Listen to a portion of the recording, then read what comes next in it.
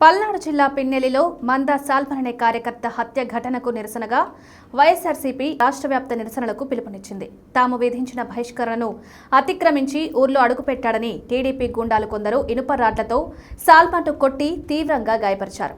గుంటూరు ప్రభుత్వ ఆసుపత్రిలో చికిత్స పొందుతూ కోమాలోకి వెళ్లిన సాల్మన్ చివరకు కన్నుమూశారు. అయితే పిన్నెలిలో టీడీపీ దాష్టికాన్ని ఎండగట్టేందుకు వైఎస్ఆర్సీపీ సిద్ధపడింది. కూటమి అధికారంలోకి వచ్చినప్పటి నుంచి గురజాల పరిధిలో 7 వైఎస్ఆర్సీపీ కార్యకర్తలు హత్యకు గురయ్యారు. రాష్ట్రంలో జరుగుతున్న ఇలాంటి దారుణాలకు గాను అన్ని జిల్లా కేంద్రాల్లోనూ నిరసన కార్యక్రమాలు నిర్వహించేందుకు వైఎస్ఆర్సీపీ సిద్ధపడింది. పార్టీ అధినేత వైఎస్ జగన్ పిలుపు మేరకు రాజ్యాంగ రూపకర్త డాక్టర్ బిఆర్ అంబేద్కర్ విగ్రహానికి వినతి పత్రం అందించనున్నాయి పార్టీ శ్రేణులు. ఇప్పటికే సాల్మన్ కేసులో న్యాయం జరిగేదాకా బాధిత కుటుంబానికి అండగా ఉంటామని వైఎస్ఆర్సీపీ అధినేత మాజీ సీఎం వైఎస్ జగన్మోహన్ రెడ్డి ప్రకటించిన సంగతి తెలిసిందే.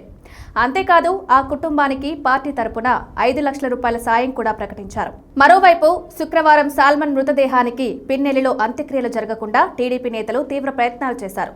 మృతదేహంతో వస్తున్న వాహనాన్ని పోలీసులతో కలిసి అడ్డుకున్నారు. వైఎస్ఆర్సీపీ నేతల రాక కారణంగానే తాము అడ్డుకుంటున్నట్లు పోలీసు బాహటంగా ప్రకటించారు. దీంతో ఇరు వర్గాల మధ్య కాసేపు వాగ్వాదం జరిగింది. ఆ సమయంలోనే మాజీ ఎమ్మెల్యే కాసు మహేష్ రెడ్డి వైఎస్ జగన్ కు ఫోన్ చేసి మాట్లాడారు. అంత్యక్రియలను అడ్డుకుంటూ పోలీసులు వ్యవహరించిన తీరుపైన ఆయన భగ్గుమన్నారు. అలా గంటన్నర తర్వాత పిన్నెల్లి గ్రామంలోని సాల్మన్ మృతదేహాన్ని వైఎస్ఆర్సీపీ నేతలను అనుమతించారు. పిన్నెల్లి గ్రామానికి చెందిన దళితుడు సాల్మన్ మొదటి నుంచి వైఎస్ఆర్సీపీలో క్రియాశీలకంగా ఉంటున్నాడు.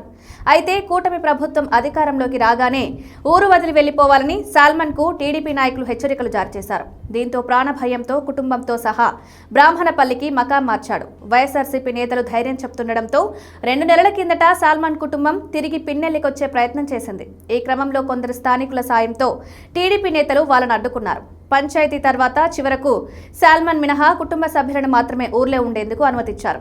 సాల్మన్ భార్య ఈ మధ్య అస్వస్థతకు గురైంది. దీంతో ఈ నెల 10వ తేదీన పిన్నెల్లి వెళ్లి ఆమెను చూడ్డానికి సాల్మన్ ప్రయత్నించాడు. రావద్దన్నా ఎందుకు వచ్చావంటూ టీడీపీ గూండాలు ఆయన్ని రాడ్లతో చితకబాదారు. తీవ్ర గాయాలు కావడంతో కుటుంబ సభ్యులు గుంటూరు ప్రభుత్వ ఆసుపత్రికి తరలించారు. చికిత్స పొందుతున్న టైంలోనే కోమాలోకి వెళ్లిన సాల్మన్ చివరకు 4 రోజుల తర్వాత కన్నుమూశాడు. త్వరలో బాధిత కుటుంబాన్ని కలిసి వైఎస్ జగన్ పరామర్శిస్తారని పార్టీ వర్గాలు చెబుతున్నాయి.